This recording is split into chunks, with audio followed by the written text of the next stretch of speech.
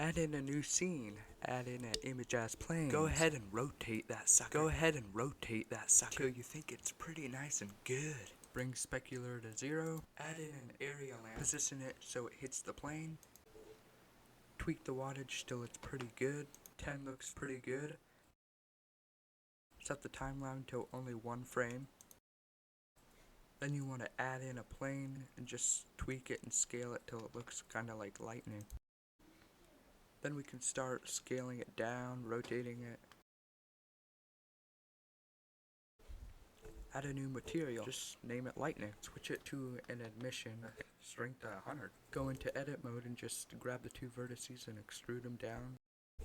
Then here we're going to add in a plane, scale it down. And this is going to be a branch for in front of the lightning because we want the lightning to be in back. So just scale it down, make it look like a branch kinda. You're actually going to delete 2 of the vertices so you only have 2 and just start extruding those 2 down along the branch lines to form a branch. Then you can just grab 1 vertex and just move it around the branch. And when you're done with that, just select all the vertices and fill them. Then you can go ahead and duplicate that branch and then just delete everything but 2 vertices and then just move it along a next branch and make another one.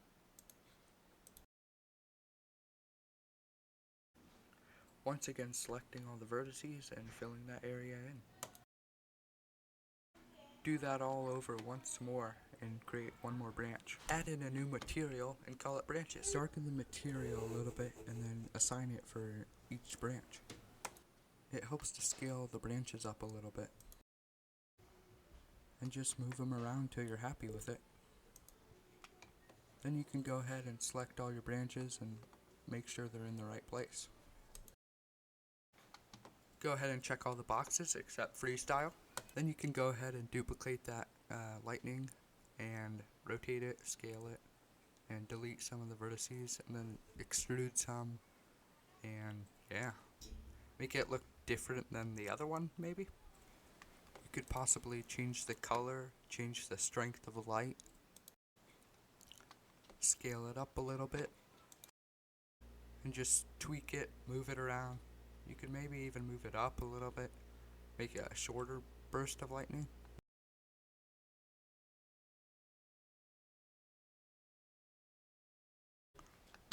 Make sure to have this add-on applied, the denoise. It's actually called denoising data, and it's under viewer layer properties and under passes. And go ahead and click that render button. Make sure you're in cycles or else some of this stuff won't work at all or look right. And there you have it, an easy way to put lightning in your backyard.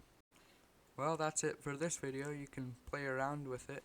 If you liked it, leave a like down below and I'll see you later.